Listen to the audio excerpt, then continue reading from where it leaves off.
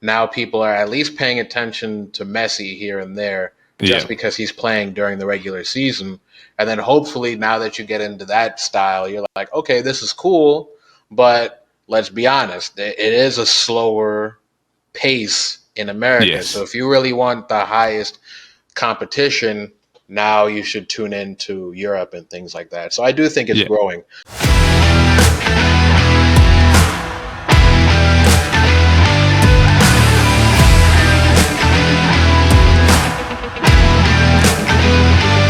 Hello, everybody, and welcome to another episode of the Football Kaki. I'm your host, Eldad. I'm joined by my fellow Kaki bro, Ned, and today we have a very special guest all the way from the United States of America, from Chicago, a friend of Ned's.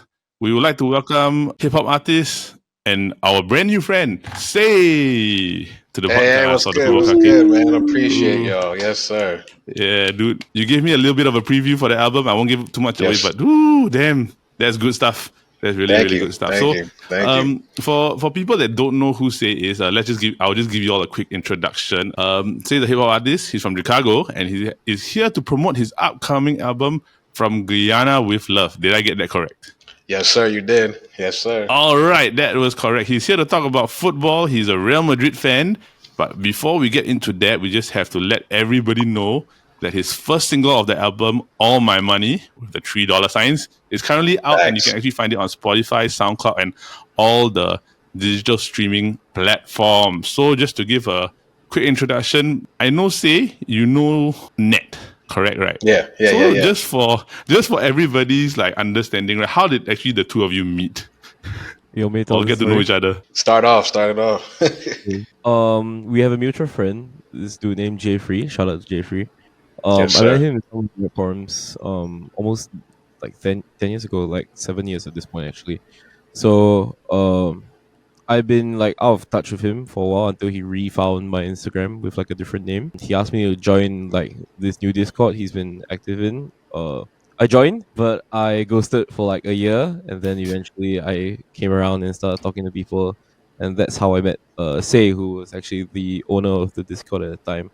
So Yes, sir. we clicked on some stuff, football, because I'm more into like rock and like metal kind of stuff. So sometimes I talk to him. But I've also done like client work for him. I did some like graphic design stuff for him as well. So we've been in touch ever since, and ever since he saw that I started doing football kakis, he's asked to come on to the show, and here we are. Yeah. Nah, for sure. That is a correct story. That's the correct story. Nat's been in the Discord for a while, and to me, I'm like, all right, this is a very chill guy. J Free, I think he goes by LS Free now. But Free, he's always like just bigging up like all of his connects. So he was like, Nat, he's a big music guy, graphic design. I've known him for years, so he vouched for him and whatnot. And as he said, like he followed me on Instagram through his graphic design account and whatnot. So when I had to do this show in Canada with ASAP 12E, I had done some graphic design stuff myself, and then he was like, you want some help? I was like, yeah, why not, man? Hit me up. So he got me something real clean. He definitely cleaned up what I had to work with and whatnot. And then other than that, I mean, like he said, big metal fan. So like I try to like tap into the stuff that he puts us on to and whatnot. And I know that he has a band, or maybe he still has a band, but I've asked him to like kind of like, because I'm trying to like have all the musicians in the Discord like work on something at some point, like, so I asked him to do something, so that's still going to be used as the intro. I think he worked on that like a year and a half ago or something like that, but that'll be the intro. I need to clean it up again now. It's been so long. Right. And then other than that, I know he's a huge football fan too. So anytime Real is playing, not PSG anymore because Mbappe is now on the good side. But anytime Real is playing or anything else, I'll see him. I'll see Genius, and I'll see this another homie Marcos. Those are the big football fans in the Discord. They're always like, "Yo, where's the link? Where's the link? I'm watching it right now. So then I'll try to keep up and be like, all right, like send me a link. Because as you were saying before we were recording, these games can play at any time of the day, depending on where they're playing.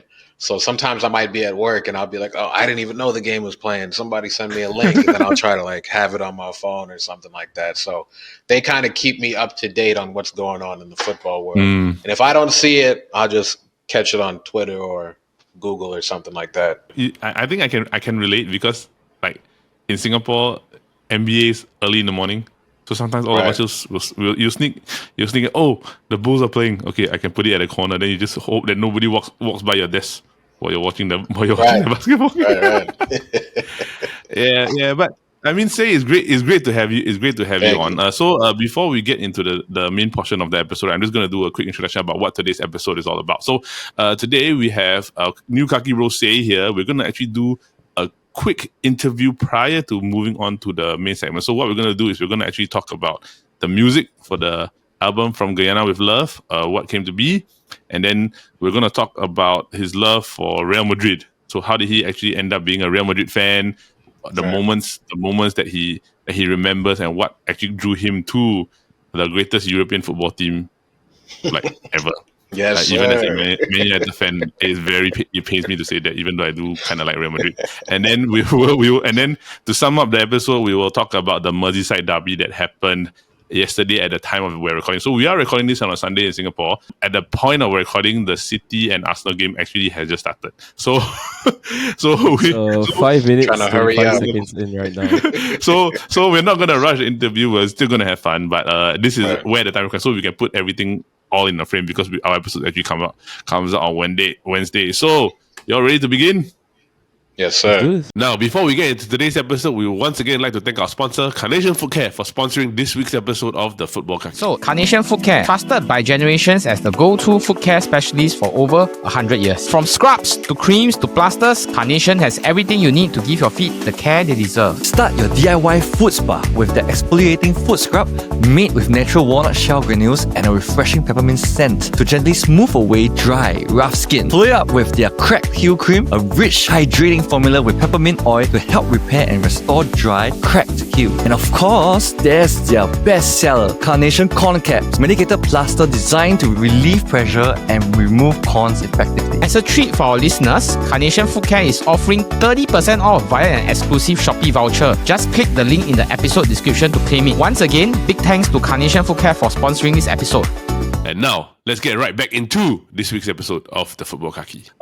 For say, I just got to ask, right, since you're from Chicago, this is before I got to get this question out.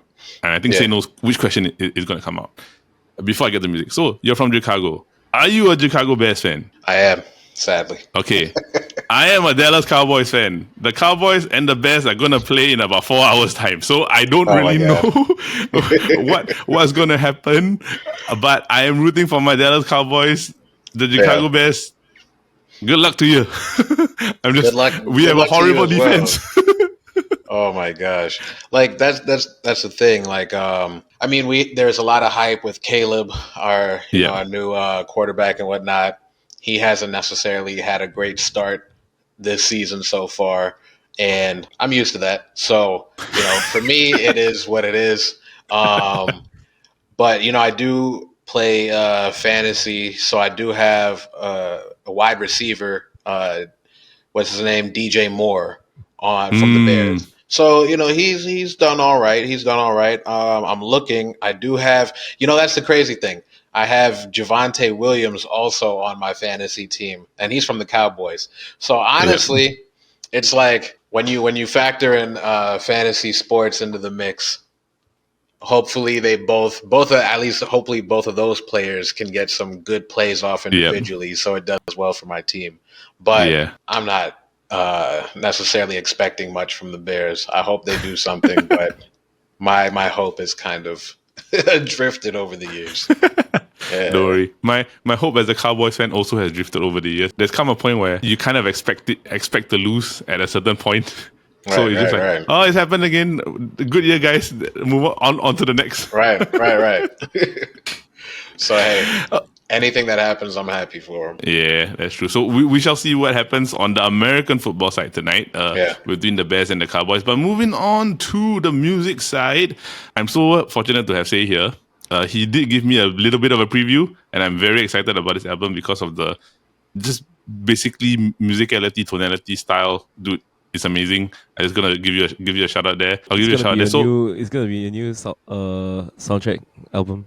Yeah, yes, sir. I do. It's really good, guys. I'm not overhyping it because of the thing, but I really do think it's really good. So, let's talk about the music. So, I gotta ask you, holy shit! I'm sorry. I'm so sorry.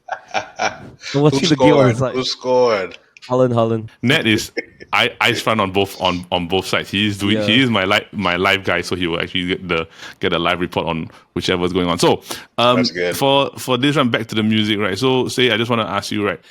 For the upcoming album From Guyana With Love, what exactly is the concept or focus of the album that actually fans can look forward to when they hear it for the first time?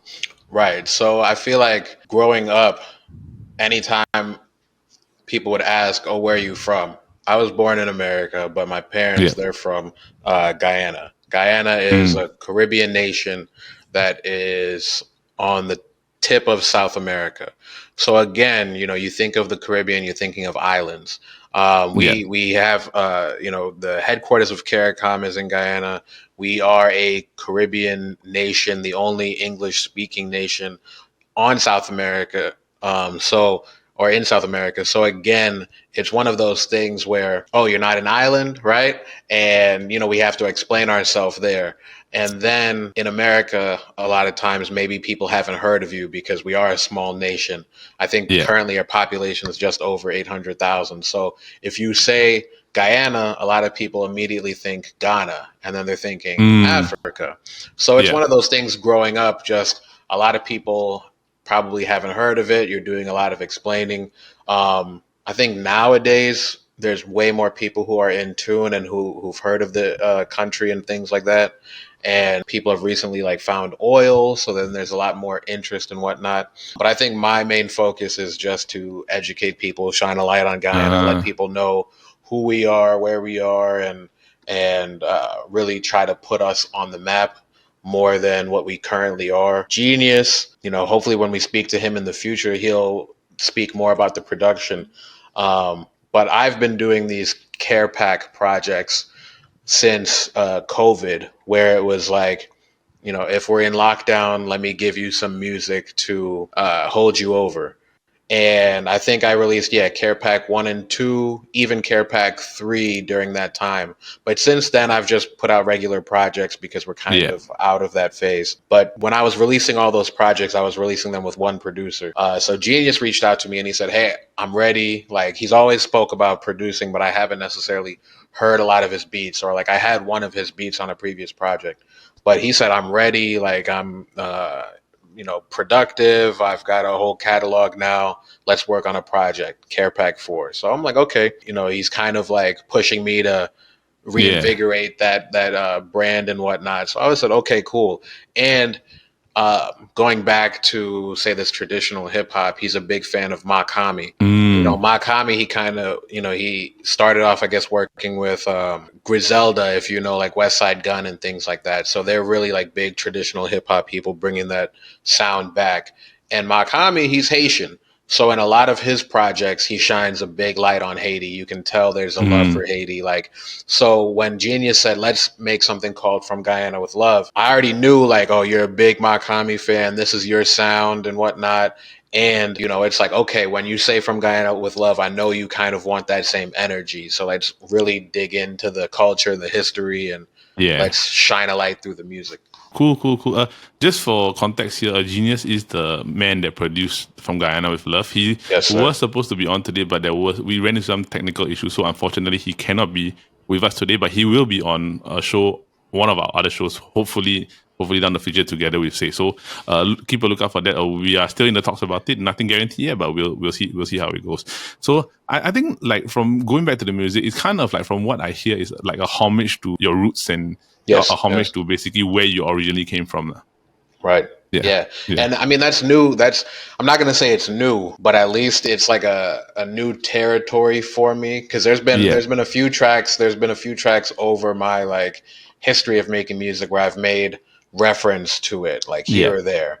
And I think like a lot of my music recently might just be on my life, like today, here in the now, whether that be like relationships or trying to be successful in music or any like social issues and things like that. And sometimes it's like, okay, I've got a good wheelhouse for the certain topics that I know I can like dive into and whatnot. But when you say, let's make a full project referencing Guyana, it doesn't necessarily need to be super on the nose, but that's kind of where we want the focus to be. It was a new challenge for me. It kind of like opened me up to focusing on a different aspect of my life that maybe other people hadn't known about. So it was a real opportunity to expand just my focus on what I usually do, get out of my comfort zone and really push myself to like kind of dig deep and see and express to people and tell people who I am, what made me, where I came from, and how it's still influencing me today and whatnot.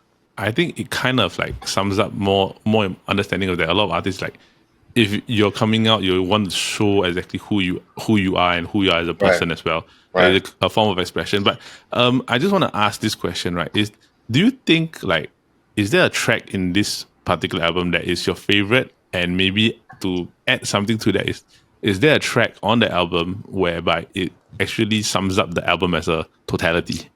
Right. I'll say the first verse on the title track, which is track 2. The first verse kind of gives you an overview of kind of the whole motivation for doing the project. And the title track, From Guyana With Love, that's featuring LS Free, and it's also featuring Baba Kushi, a South African rapper as well. So I start off just giving you the whole knowledge of my motivations, what I want to do, kind of. It's like the mission statement for the whole project. I said something about like, you know, the opportunities, like it says like, look around and you see little homies dying for opportunities that I'm in trying to get to Zion.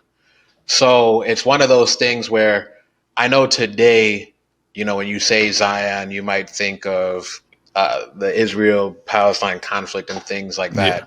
But I know listening to reggae music and whatnot, when they say the road to Zion, you know, either Bob Marley or Damian Marley, when they say like road to Zion, they're really talking about like path to salvation and things like that. Yeah. So that's kind of what I was saying. So it's more so like, I know that education is huge in Guyana. It's one of those pathways out and things like that. Now you can be successful in Guyana, but a lot of people, they really focus on that education, and then they can either come up to the States or go to Europe and then further their education, get a degree, get a good job, and then once you're thriving, then you can help, you know, send back money to your family or help do that. So it's one of those things where it's like, you know, you grow up in America or Europe or something like that. You go to school, you go to college, you get a good job. It's one of those things you're just expected to do.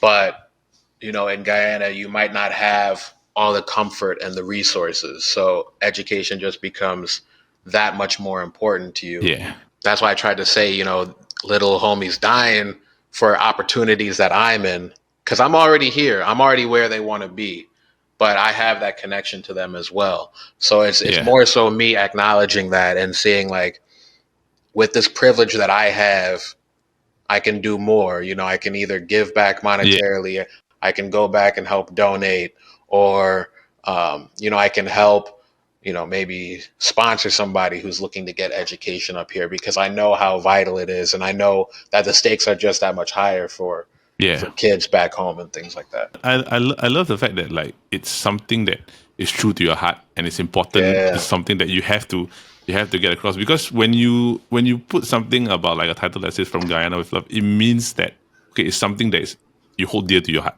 or something that's really important to you. So I can't wait for people to hear it. So I think we'll let them hear it when it comes out and then just give their reactions on it. But I just gotta ask, right? Because as an artist myself, there are certain people that I listen to and like I just generally mold like my playing style, my drums after, right? For you, right, is there any specific artist that was a major influence in like not even just like your songwriting style and everything, but even on this album? Like, was there any particular artist that was a very big influence on it? Right. I'll say Makami won, just because I know that's who Genius is inspired by. So I already knew the sound that he was kind of going for. That doesn't mean that we're trying to mimic or anything, but I just know that he is influenced and respects Makami, and especially Mak being able to shine a light on Haiti. I kind of just listened to his music more so than I did before and just tried to say, okay, like, how could I do this without being too on the nose or in your face with it? So that's one. But two, definitely Nas. I got the shirt on right now. Nas is somebody who has always kind of had just a respect for the lyrics and whatnot. So even, this tape being 11 tracks, 9 of them being actual rap tracks, the intro and outro that's more like spoken word.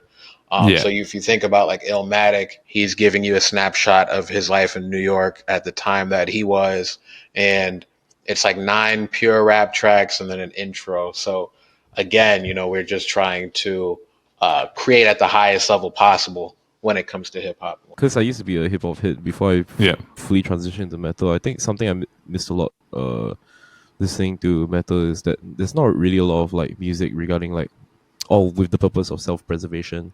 Yes, metal can be a bit more introspective, but I think the thing I respect about rappers is that they're a bit more willing to talk about self-preservation, talk about their background, their history, and like culture and roots, which I think is really refreshing, honestly, especially in this day and age. It's like hip hop naturally has always been about talking about social issues and talking about the positions that they're in. Like example is like, I think for more mainstream culture, people know about the NWA, like Straight Outta Compton, and a lot of the tracks is based on issues and situations that they have actually like found. And there are times where it's pigeonholed into a stereotype where it's not good. But I mean, as an artist, but that's the reality. That's the reality. Like, you're talking about something that is what you see every day. Is what you've been through and what you understand. And that's why people relate to it, because many people have gone through what they have gone through. And it's stuff that like I think is really like cool as an artist to see, and I can't wait for people to hear this to hear this album. So I'm glad I got to help show a little bit of the spotlight for you to actually let this thing come out and why why it's important to you. So to round off this segment, I just want to ask, say, when can they actually expect the new album to be out, and where can they find it? Right. So I literally just finished like mixing, mastering it, like maybe this morning. So I sent you a copy hot off the press. Genius, he listened to it as well. So I'm just going to double back with Genius after we're done, get his final approval, and then I'll upload to DSPs tonight. And I would say, just to like, because when you upload to like Apple Music and Spotify and things like that, I think the rule of thumb is to give it 2 weeks. So you don't want any type of like glitch or anything. So from today, I would say they can expect to hear this like the week of October 5th. I don't necessarily want to say on October 5th, but sometime during that week. And then when I get it, I know that this pod will be out Wednesday, but when I get that official date, I'll just double back with you so that you can add that official date to the description and things like that. Yeah. But I'm planning for the October 5th week. Yes. Cool. All right, Ken. No worries, bro. So I can't wait for the album to come out. I'm so glad that I got a preview of it. It's great. It's really it's a very refreshing and just wonderful album to listen to. So thank you. I have my favorite track. I already told you which one. Yeah, I was going to say you'll have to send me. Yeah, what I had, man. Please when you told me that, that's been one of my favorite tracks. Genius said that was one of his favorite tracks, and it's so smooth. It's so smooth. Dude, it hits hard. It's such a good track. Thank you. I think that will be on repeat for a while. Right. I definitely need some of your music. Please send me a link. I want to listen to it too. Send me some of your band too. Because I was telling Eldad before we recorded that Turnstile, I'm not sure if you've heard of them, Nat, but Turnstile, they've got me back into rock or whatnot. So they're a hardcore band from Baltimore and whatnot. I was telling Eldad, like, I kind of grew up listening to hip hop and then also like pop punk and things like that. But then over time, pop punk kind of like fell out the mainstream. So Turnstile's kind of bringing it back. And because I listen to them heavy, I'm now like kind of digging into like lesser mainstream bands and things like that.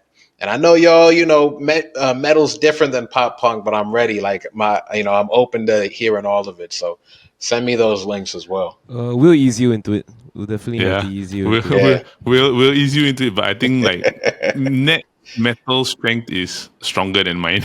Okay. There's certain times where we've disagreed on which bands are good, which bands are bad. Right. We'll ease you into it, so we'll let you get back into the rock world again. Yes, sir. Thank you. So maybe you never know. It could be a rock based hip hop album in the future. Come on now. See. Let's not get ahead of ourselves. Yes, let's not get ahead of it. So, thanks, Say, for the music portion of this episode. We're going to move on to the football. So, Say here is a huge Real Madrid fan. Yes, I am. Yes, and Genius, who is unfortunately not here today, is a Liverpool fan. But since Say is here, I got to ask this question, right? Like, Real Madrid is like one of the biggest clubs commercially in the entire world, 15 Champions Leagues, right? But for you personally, right, what was the reason that you actually became a Real Madrid supporter? Or more or less, like, what drew you to Real Madrid? Right. So I was more of like a casual fan. I would just kind of like tune into games as I would see them on TV, World Cup and things like that. But as far as like clubs, I didn't necessarily like have like a specific team I was following until 2018. I was in Spain with some friends, and we actually had time to visit the Real Madrid stadium. I was like, wow, like this is crazy. Like, obviously I've heard of the team before, but actually being able to be there in person and kind of just see like the fanfare of other people and things like that. I bought this scarf there. So, it was, it kind of just was like, all right, like it started as simple as that. Like, I'm just there in person. And then once I came back home, I didn't just want to be somebody who just bought merch and was like, oh yeah, I just, I got the merch. So I really started like focusing and like paying attention to the team and things like that. And then I guess on another level, Mbappe, he was on PSG at first. And kind of as Nat was saying too, like PSG, they have, a good thing going with Jordan Brand. So it's like in the States, for a casual fan, you'll see this and you'll be like, oh, this is cool. But if I'm going to Rocket, I really want to like pay attention. Yeah. So, those two teams, it might be like a weird mix for someone to just be a fan of both. But once Mbappe like moved over to Real, I was like, all right, I don't have to pay attention to PSG anymore. Now I can just fully focus on Real Madrid because that was the first team that I felt like I had some type of connection to just because I was there in person. Now an actual singular player that I was following, he's over at Real Madrid as well. And I mean, they do their thing. So I know off the top of my head, I can't necessarily say like the exact match, but there was a match recently, probably within the last like 2 or 3 weeks, where I'm pretty sure they scored over like 3 goals. I don't know what was going on. It was like, this is like a real high scoring match for them. And I think that kind of like draws me in. Not that all of their matches are like super high scoring, but they are an exciting team. Real Madrid, everybody knows Real Madrid. Like, all white, you think Real Madrid. Right. Like the Champions League, you think Real Madrid. So I do think that at the end of the day, like Real Madrid is a great club to support. But boy, do people hate you guys. Yeah, they really do. And that's the thing. That's why, like, when people talk about Real, of course I gotta holla, the holla Madrid and whatnot, the long live. So it's like, anytime I say that, people will roll their eyes, and then when I see that, I just holla, start jumping at them. Like, all right. So, yeah. Yeah, but I mean, like for you, when you guys won the Champions League, I believe it was two years ago, right? Like, do you watch the game and do you remember that game against Liverpool when you guys won the Champions League? No, it was Dortmund, the last one. Yeah, it was Dortmund. The Liverpool one was the previous one. Yeah. I mean, that was. See, and that's the thing. Like, Genius being a Liverpool fan, that's me trolling him online when it's going on. I was like, holla, and he's like, no, it's Liverpool. Like, this is prestige. This is like the top team. How can you go against LFC and all these things like that? But it just gives me a opportunity to kind of like troll him and others and things like that, because I know the grand history of Liverpool. I understand it, and I know that Real has just a gang of money at this point, so it's like they can kind of like recruit and buy up players and things like that. But that was definitely a great game. Oh, like just some side note, like his Real Madrid, I think their correct me if I'm wrong, right? Their game of like buying players actually kind of changed a bit in a sense where they don't spend heavily as much. They try to get players on like decent, like cheap or like free transfers just to get them into the club. So I don't know. I think they might be changing their. I think their buying model. They are changing. They are changing, but I think PSG, they were the ones who were really in that culture of just throwing money at anything they could for a while, and then they couldn't keep Mbappe. That's what I remember. Okay, for sure. Yeah, it's not a very recent thing of PSG trying to Real Madrid trying to get players for free. I mean, if y'all remember Rudiger, the transfer saga regarding him, he wouldn't renew his contract at Chelsea. In the end, Real Madrid got him. Mbappe, same thing also. Maybe the same with Thibaut Courtois. Yeah, I could be very wrong about that. My memory isn't as clear on that as Rudiger. But yeah, recent memory, Kylian Mbappe ran down his contract to join Real Madrid. Trent ran down his contract to join Real Madrid. But it's not say they won't splash the cash. I mean, like just a few seasons ago, 105 million on Jude Bellingham. This season, 60 million on Alvaro Carreras. They will spend. It's just that, if they can afford not to, why not? Yeah, but I think like in essence for Real Madrid, it's not they will spend, but just that it's not like compared to last time where they'll just buy whoever they wanted to get. Like, just as long as I have the money, I'm just gonna throw the money. You're all gonna bite it, and I know I'm gonna get the player that I wanted. It was like basically when Ronaldo left to Real Madrid in 2009. 80 million transfer fee, just like it basically just said, nah, give me the one, I'm just gonna take it. I was devastated when he left, but yeah. Let me ask you a question real quick. So like you mentioned Ronaldo, I start thinking Messi, like some of these great players. When people like Messi go over to the American football leagues, or not American football, let me say soccer, because people can start. Yeah, he's not playing for the Cowboys. He's not playing for the Cowboys. But when Messi goes over to like Miami or something, do you still follow, or is it more so like he's retired at this point? Net I answer first, then after. I mean, because it's naturally a slower game in the States. I would think so. It's I would say that maybe because like unfortunately, right, there's a stigma with the MLS in a sense where it's a league that you go to when you're kind of like past your prime in Europe, really. It's nothing. It's just nothing to do with like any football competitive. It's just that's the stigma that has been given to the league. But the thing is that because of the high profile player that has come to the MLS, like David Beckham, Zlatan, Marco Reus, now Heung-min Son is over, and then Messi's there. The profile of MLS is growing. I just feel that maybe comparatively the US versus the rest of the world, football or like soccer is kind of like a much younger sport. So it's not really not as popular as compared to American football or like baseball or even like softball or ice hockey. So like it's not as common to be able to play soccer compared to the like Europe, where it's just when you're born in Europe, you play with a ball. Oh, Dad, watch your mouth. You just hit soccer. I am saying it. I am saying it in the American context. To me, it's still football. The same reason that Say said it as well. Because in America, there's two types of football. There's American football, and then there is football. But we call it soccer for context.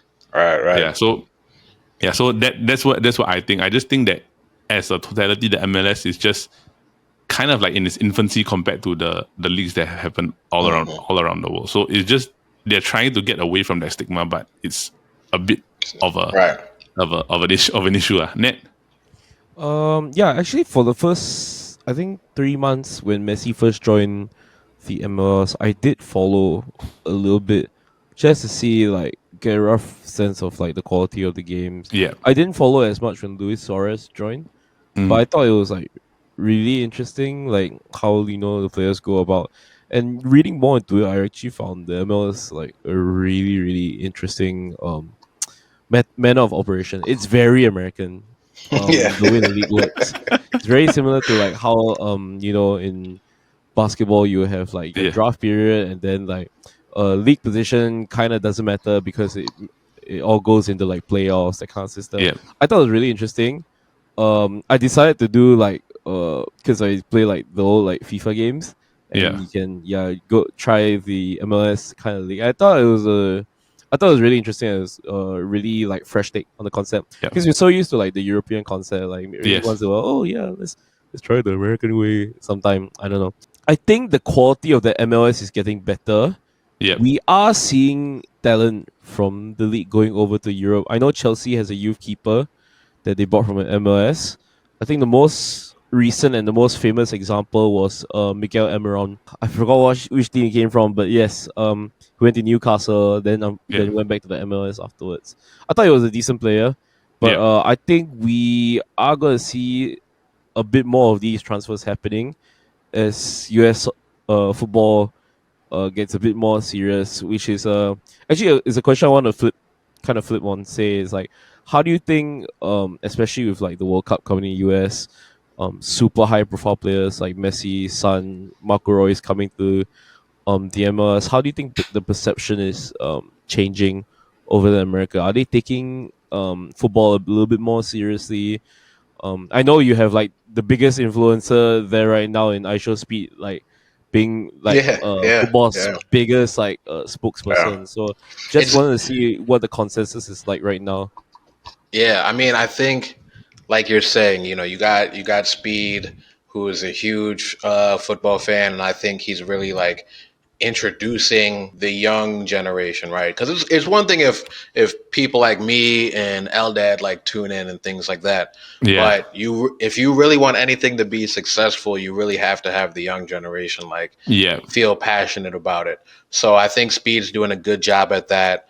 I've got a number of friends who I went to school and grew up with who are big football fans as well. So I know it's always kind of been niche and been in certain pockets, but as you said, you have Beckham, you have Messi, you have Zlatan. Like when they show up, we know them because they're big names. Even if you're a casual fan, you still know the biggest names. So when they show up here, we're excited. Like, oh, we get to see this. So like Miami games are always sold out and things like that. Messi, he's a huge player and things like that. So I think it is growing, especially when you say the World Cup is going to be here. That's when everyone turns into a football fan overnight because of the World Cup. So it's one of those things where it's not just the World Cup. Now people are at least paying attention to Messi here and there just because he's playing during the regular season. And then hopefully now that you get into that style, you're like, okay, this is cool, but let's be honest, it is a slower pace in America. So if you really want the highest competition, now you should tune into Europe and things like that. So I do think it's growing. I feel like it's a similar thing with anime or whatnot.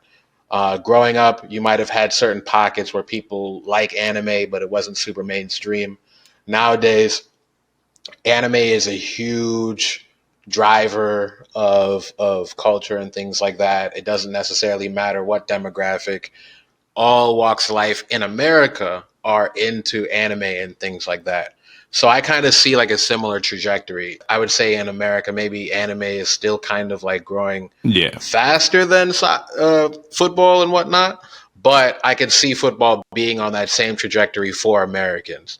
Yeah. It's becoming cooler to pay attention, be in the know, be knowledgeable about. And I think that is because the bigger players come over here for their like late stage careers and things like that. And then it's going to help that we have the World Cup being here as well. I was in like certain grocery stores and seeing, was it the Club Cup or was that what it's called? The FIFA Club World Cup. Well, yes. So like I started seeing that little things in the store, like either trading cards or stuff like that at my like local grocery store, like right by the register and things like that. So you can definitely tell that there's a huge market for it now and it's just continuing to grow. For sure. I think now it's more like they're opening up to a lot of different things, especially because now with entertainment and there's a little bit more exposure. Especially one example is like Welcome to Wrexham with Ryan Reynolds and Rob McElhenney. Yeah. That is something that probably people really just get themselves invested into. Or there's this whole different type of football culture that I didn't know existed, or like sports culture. Because I think that sometimes when you're used to seeing a sport in a certain like cultural lens, like let's say for example, for us we see in the Singapore sense, that's why the Premier League is so popular in Singapore. But for you guys, it's because you see in a sense where it's like, oh, this is the MLS, like it's predominantly this. But then once the documentary came out, you saw the side of English football that probably a lot of people didn't see. Or like for like the thing. Then that's where open eyes, oh, this is a different culture. It's different. Like, there's passion, there's love for the game. They are just as passionate as us about their sport. I love American football, but I see another fan that's as passionate about their sport as they are mine. So it's like kind of like that relatable feeling that I think maybe exposed the US to a bit more of the what we call the world's game, like, which is football. Yep. And then you have people like LeBron who are investing in football clubs and things like that. So when you see somebody who, okay, basketball is dominant sports culture in America, and you see the top rated, most paid player, and then he's like, oh, I'm going to take my money and invest over there. Even somebody like Drake, I think, has invested in football clubs and things like that. Yeah. Now it's like, okay, let me see what they have going on. So little by little, the word is spreading in America, I would say, for sure. Tom Brady, he has an investment in Birmingham as a partial owner, and then JJ Watt has a stake in Burnley as well. So it's like sports athletes and different people are actually having an investment stake inside clubs. Like Liverpool is owned by Gillette Group, right? No, FSG. FSG. FSG. Don't traumatize me. Thank you. Yeah. FSG is the Boston Red Sox, right? Boston Red Sox. They have one more, if I'm not wrong. I could be wrong. Hold on. Yeah, but it's like LeBron is a minority investor in FSG. Yeah, so it's like you like we're talking. Say it's like Americans have their hands in like different sports and that is bringing the exposure of the sport back into America. Right. Yeah, so it's like really little things like which I think is really cool. Yeah. Next, we just gotta have somebody to help out Ferrari and F1. Dude, don't get me started, dude. Don't get me started. They crashed out in qualifying yesterday, and then they were horrible in the race that I watched earlier before coming on the spot. So I won't say much about that because I still have to talk about the other club I don't like, which is Liverpool. Right. So let's move on to the match summary. You all ready for that? Yes. Okay, so yesterday the Merseyside Derby happened. Liverpool came away 2-1 victors against Everton. With goals from Gravenberch and Ekitike, and then Isak getting a goal in the second half. Liverpool are currently perfect 5-0. What a hard sentence for me to say that was. That was difficult for me to say. 5 wins out of 5, top of the table, 15 points. I know. Genius was happy. My God. Genius is happy, but I'm not happy because Liverpool's at the top of the table and Man United stuck at the bottom half. So I'm not going to say anything about that. So, what we're going to do is we're going to talk about the game. I'm going to talk with the one Liverpool fan here first. Then after that, I'll come over to you, say, right? So, Nat, thoughts on the performance? And I got to ask this question, like, was it a good performance? or was it something that you thought was like it could have been better? So I was recently talking to my dad, who's also a Liverpool fan. He's the one who's gotten me into all of this. I think he made a very good point in that us under Arne Slot, we've had mostly like 3.5 or 4 out of 5 kind of performances, and that's what's got us the league. I think yesterday was a very good example of those kind of like 3.5, 4 out of 5 performances. It's nothing outstanding. We're not dominating the whole game. If I were to put it, it's not a good game, it's a clean game. If I were to compare to any other game that we played last season, or compare to the Man City away at the Etihad, where we won 2-0, we scored 2 goals in pretty successive forms. We kept a clean sheet, but yeah, it wasn't much of a game. In fact, we were on the back foot for the most part of that game, similar to the second half of the Everton game. In fact, if you do remember the City game, actually City managed to get one back, but we managed to play an offside track really, really well. So actually, really similar outcome. It's giving me a lot of shades of that Man City game. Look, I am not going to complain if Liverpool don't have like consistently great games or good games.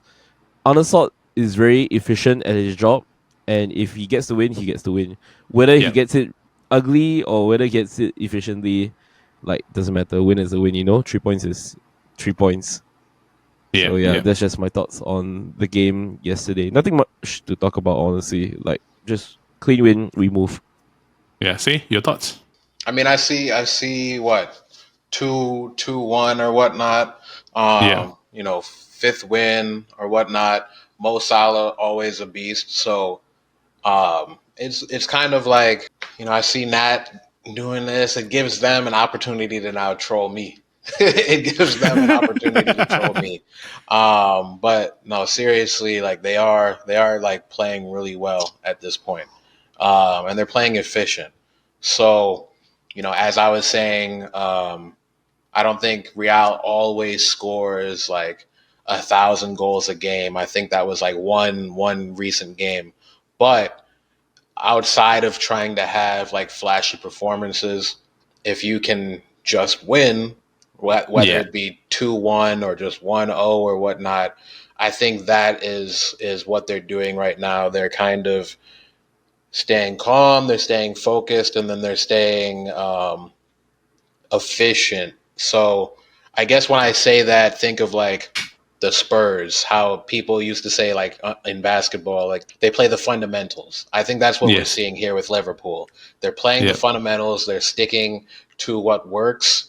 And it doesn't necessarily matter if, they're the flashiest, they have like the biggest goals or the most goals. Yeah. As long as they win, that's what they're doing. And I think that's why we're seeing them out the gate 5-0 right now. So agreed. I think for me, looking at it more as a totality, I'll finish it up before I hand over back to Ned. I do agree in the sense where it's a 3 to 3.5. Like sometimes flashy don't win you games. Efficiency and productivity win you games, because like I was having that's this conversation. That's why Salah's better than Hazard. Oops. What? Hold on. No. What did you say? No. He said, Repeat that. He said Salah is better than Hazard. Hazard. All right. Yeah. Now he's really trolling. this is normal for me. I've seen this multiple times, but I think like going back to it is like 3. I was having this conversation with Paul, like my other co-host, and we had this thing where he said that even if you score 5 goals in a league game or you score 1 goal in a league game, it's still 3 points. There's no difference. Yeah. So at the end of the day, that 3 points can decide the title for you, or it can make you lose the title. So if you can get 3 points at the end of the day, it's kind of like that's the whole point. Because he said you get 38 victories, you get a perfect season, and you can score 38 goals, right? You still get a perfect season. But or you can score like 150 plus goals, but end up drawing half of your games, right? You still won't. You still don't win the title, lah. So I get where he is coming from in a sense, right? But I do want to ask like this one thing about like the transfers for Liverpool, right? Because currently yesterday, Ekitike started over Isak. So, and they're both high value signings lah. Like Isak was over 100 million, Ekitike was about 90 plus million. Is this going to be a situation where Ekitike, as long as he's scoring, he should start? Or how? Or what are your thoughts on whether should it just be Isak starting just because of the value that he's bought at? Okay, firstly, Isak hasn't played in like 3 months. His last game was for Newcastle in May on the last day of the Premier League season.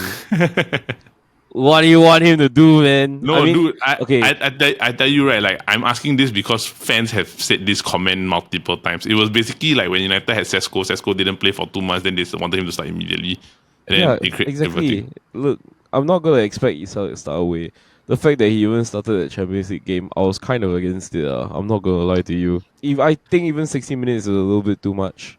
Like start Ekitike 60 on the 60, then put Isak in and slowly build his fitness up. It was like Chiesa for us last year. He didn't start majority of our games. In fact, he was unfit for like half the season because he picked up an injury like right after he joined us and then had to build fitness from there. It's natural. I think Arne Slot understands that he has a very good problem to have right now in that he has to start either Ekitike or Isak or like whoever is like he wants to start on the left hand side.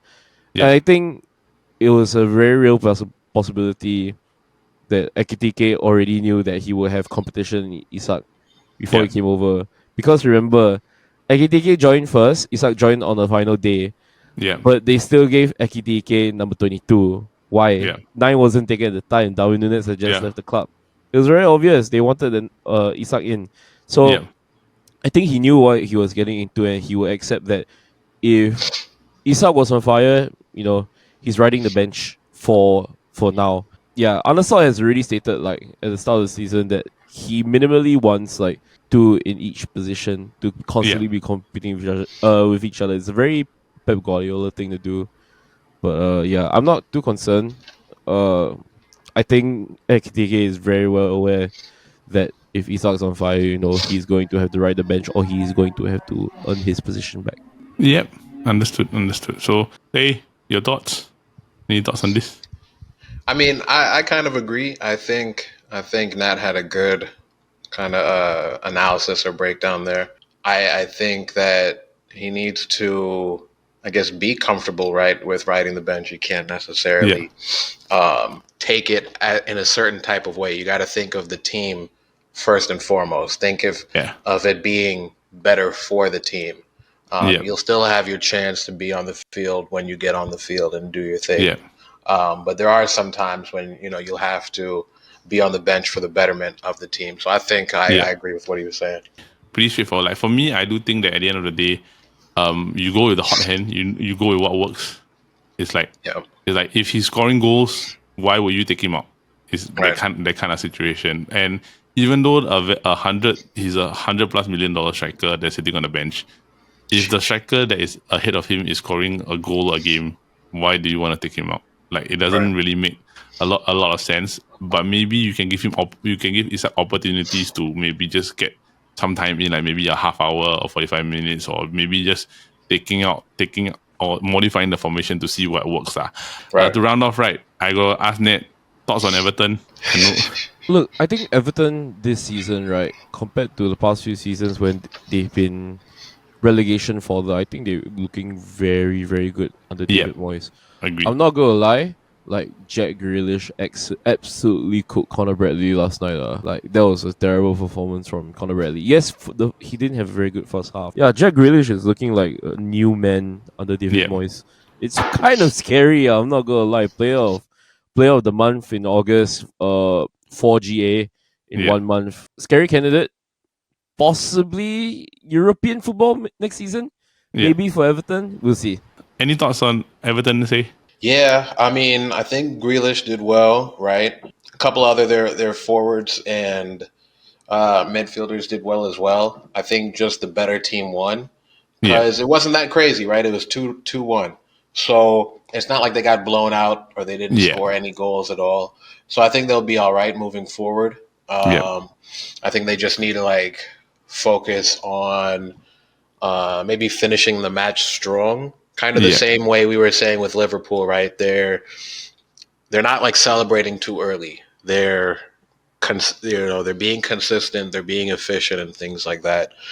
It's one of those things where it's like, all right, the better team won, but you're still there. I don't think they should take this loss too hard because they still did score a goal. They still do have what it takes, but I think they need to either kind of like look at what works, double down on what works, but also look at what were some of the faults that allowed Liverpool to kind of like take the match early on. Yeah. And I think they could at least kind of stay competitive. Yep. So Everton definitely had the better second half. Agreed. That match. Understand, because I think Liverpool, they attacked from the right a lot, which is Salah's side, and then they just had those 2 goals. After that, it was kind of like, okay, who's doing what already? Everton started to get back into the game. I do think that Everton as a totality, right, they are not a relegation side compared to last year. Not anymore. I think not anymore. Like in the way that they're performing, right, you can still see that there's still that David Moyes efficiency that he had at West Ham, which is similar, and I think he's applying that back at Everton. Definitely, I do think that this is a positive for Everton in comparison that you're going this close to the league champions in this early on in the season. But we shall see. They're not going to be champions. That's 100%. But I just think that like putting a decent performance against the champions is something that's going to bode well for their confidence going down the line. Looks like it's going to be 31 years. That's true. Look, I just pulled up the standings right now. So Liverpool won. Yeah. Everton currently ranked 10. Yeah. So even to be able to, kind of stay competitive, have a good second half, I think that should still at least be, I think that should be a good indicator of what they can do. Yeah. They have some work to do, but I think it's a good indicator. I mean, to be ranked 10 and still compete, not just get completely blown out, I think that's a good sign. Even if they lost, I think there's still some good takeaways from that match. Yeah. And that's why the Premier is the best league in the world. Yes, agreed. Hey. So Nat, are you currently watching Arsenal Man City? It's halftime right now. Okay. City 1-0 up. Okay. I'm expecting Arsenal to kind of like not really perform well, but we shall see how it goes, because that's a topic for another week. So The Emirates. Arsenal. Yeah, Arsenal. So with that, we have come to the end of this week's episode of the Football Kaki. All right, so that is it for this week's episode of the Football Kaki, brought to you by the Chit Chatter Podcast Network. Now, for those of you who are tuning in, we just want to say thank you, and we hope that you continue to watch our other shows, which are the Copy Bros every Monday, where we have some fun interviews lined up for you. And if you do like the news in a brand new sense, we do have a brand new podcast, the Lao Jiao Podcast, every Friday, where we come together and talk about news around Singapore or the world, depending on the situation. So with that, we just want to say thank you to Say for joining us on this week's episode of the Football Kaki. Great conversation, bro. Thank you for sharing the music. Yes, sir. Hope this album does really, really well. But before we go, I'm gonna give the floor to you. Please shout out where the people here can find you, and Yes, sir. On most platforms, you can find me at SEYMC. On Instagram, it's RYANTHAMC, Ryan the MC. But yeah, man, so From Guyana With Love, the project from C and Genius, Genius spelled with 3 I's. Look for that the week of October 5th, and that should be on all DSPs as well. And tap in with us, man. We got a lot going on. If you do follow me on any socials, I'll make sure to also send out an invite to the Discord where me and Nat are in. If you want to speak to us outside of this pod, that's the COD Discord, the COD Podcast Discord. And I look forward to speaking with you, and I look forward to anyone who wants to tap into the project and speak more about it. It's definitely one near and dear to my heart, and I appreciate both of you for having me on to wax poetic about music and also dive into football as well. Yeah. Thanks, thank you so much. We will put all your description and everything in the description below. So for those of you who are not like and subscribe to our channel, please do so. With that, from me, Nat, and from Stay, our new football kaki, have a great week ahead. See you soon. Bye-bye. Peace. Bye.